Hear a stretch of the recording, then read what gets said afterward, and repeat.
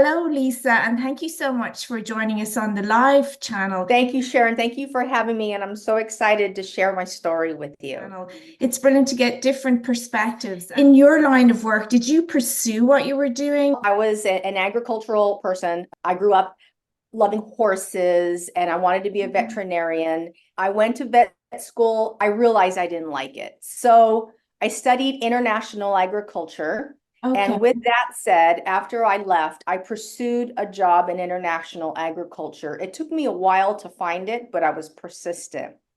So my line of work was international trade, and I did that in many different niches, but my niche ended up being all perishable agricultural goods, Oh, transporting interesting. goods all over the country, but also all over the world, whether it be import or export. I loved it. As soon as I turned 50, my focus turned into something else. And I started focusing more on taking care of self-wellness, and I eventually just dropped out, hun, and went another direction. I went Mm. into an hourly profession. And that's when I transitioned into my part-time, which is basically just working for a retail store part-time. Well, you're Yeah, changing the pace up because you start to much. value your time differently, right? You have to have a balance, right? And I learned recently how valuable your time is and the balance of time between work and having a fulfilling life outside of work. Because I used to define myself by my work, and I Yeah. can't do that anymore. I'm the same. You're right. I identify with that. So, And Lisa, given your own life experience, what advice would you offer individuals seeking direction in their own careers or lives? I found my new career, to be honest with you. My part-time work is in working, just paying the bills with my part-time job. My real career, and as anybody can see, is social media and having a platform and going into, it's not digital marketing for me, it's like social storytelling. It's important that you find your why and seek that out and ask yourself questions what you want to do and why you want to be where you want to be. And that way you find out what your purpose is. That's one of the most important tools that I have discovered that is oftentimes overlooked. You mentioned 7 levels deep.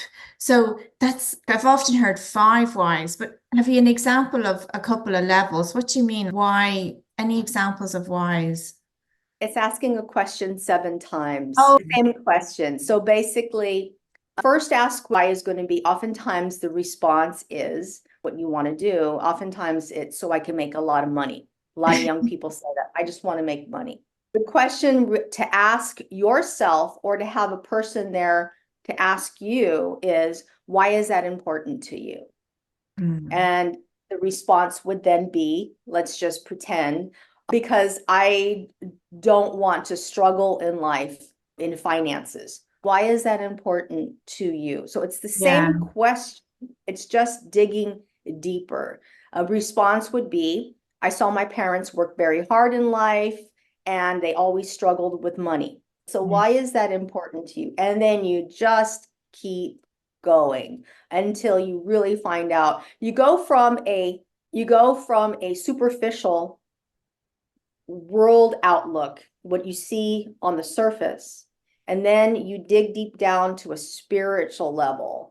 And you may Mm, even ask more than 5 times, and maybe even go beyond more than 7 times. You could right. just keep going if you really want to, and really get into the deep surface spiritual level of why? What is your purpose here? Right. And when you're young, there may be a purpose for the first 25 years of your life.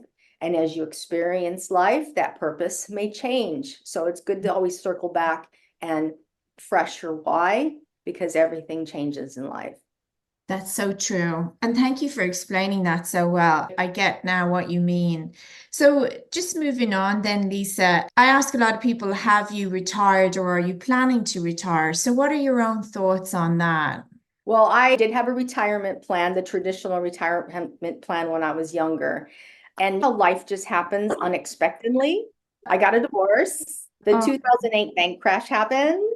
When all this happened in 2008, my marriage split, my business crashed, and I eventually had to let go of my dream home. So Wow. all of this happened, and in all of that, with the divorce and the crash, the retirement savings, the 401k, it all was just gone. And that retirement plan it almost felt like it was in an instant. But realizing now I'm not alone on this journey. There's so many people who are experiencing the same thing. And I personally believe that I'm Gen X. I was born in the mid 60s. I personally believe that semi-retirement is truly the new retirement in the 21st century.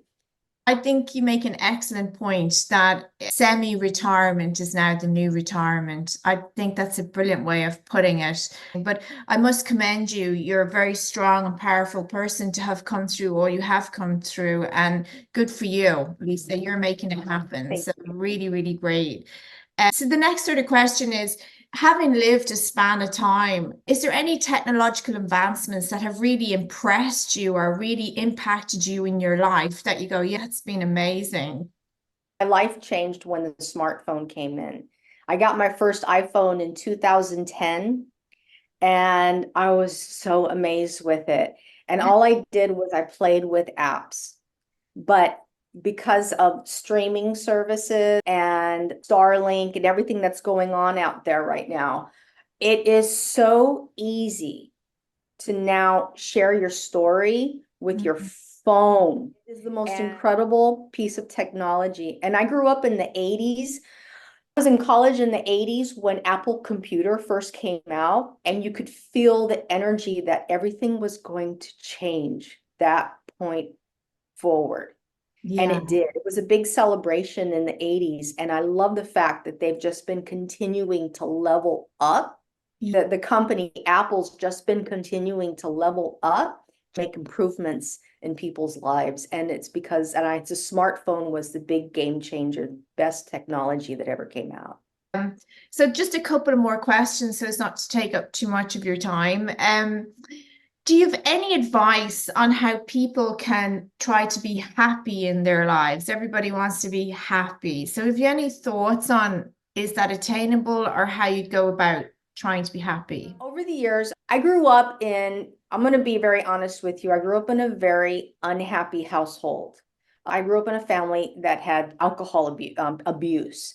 I noticed that I had lacked some coping skills with certain things in my life, whether it be my marriage, communicating with my husband. And with some work, those coping skills were taught to me by my parents. And the one most important thing in order for me to have a healthy relationship with friends, with my family, and with my marriage is I needed to learn better coping skills on how to deal with crises, problems, etc. So I set out to do that.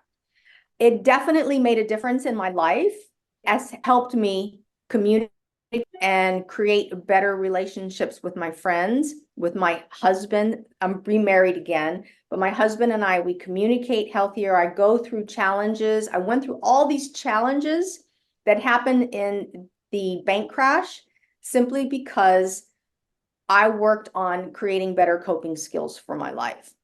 And I think that's why I'm a much happier person now. Awesome. And healthy coping skills might be, when you say that, it makes me think maybe meditation or journaling. Is that the kind of thing you're thinking about? Yes, absolutely. Healthy coping skills. Then the last question is, if you could speak to your younger self in your 20s, would you give yourself advice? I've lots of things myself I'd say to myself to do, but have you thought about that? Circling back to what I said earlier about finding your why Oh, didn't I yeah. do that a long time ago? That should be an exercise high school counselors should practice when counseling are young to go to college or what they want to do. Because I think that my direction and my experience this past 40 years would have been a whole lot different. But I can't look back. All I can do Yeah. now is just right now find my why but also ask that young person that I was and forgive her and just say, ask her, invite her to share what her why would have been. Yeah. Yeah, I think that's a great suggestion. Ask her, your younger self, what the why would have been. And maybe there's something there that you discovered that you might do now. It's not age determined. So I think that's great, really great, Lisa. Thank you so much. You're And welcome. thank you, Lisa. Thank you very much for having me. I hope you enjoyed the video on the Life channel. Please subscribe. And if you're interested in participating, just click the link in the description below. Thank you. Storytelling. But you know